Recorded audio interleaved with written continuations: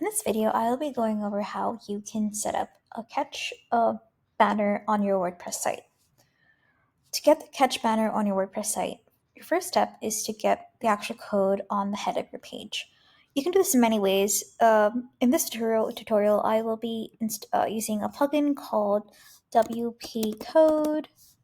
And what WP Code does is that inserts headers and footers in a way you don't have to actually go ahead and change the themes.functions PHP. You can just use this.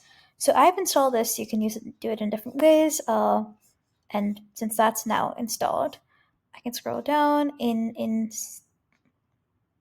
now in code snippets. I have to basically go to the header and footer. Once that loads, I'm going to go into the Ketch console, get the Ketch smart tag, export that code, copy it. Now go back to the header and footer and paste this under the header section. Now let me go ahead and save my changes. So this is set over.